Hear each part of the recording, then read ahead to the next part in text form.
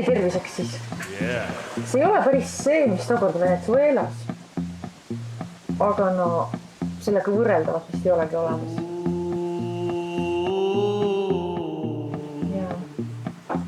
Et ju see söögitegemine tuleb sul talle ka juba hästi välja, et kui mina talle veel süüa tegin, siis tead see oli nagu teaduse kunst. Jah, kodus on mõnus olla. Aga vaata reisima tahaks veel minna, et mul on hea meel, et nagu on ikka omajagu reisida saanud.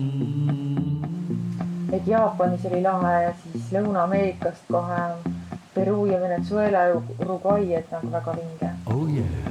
Ja no viimati siis Moskvas ja Riias. Ja laedam on see, et igalt poolt olen nagu neid suveniire kaasa toonud. Perust koguni kaksikud.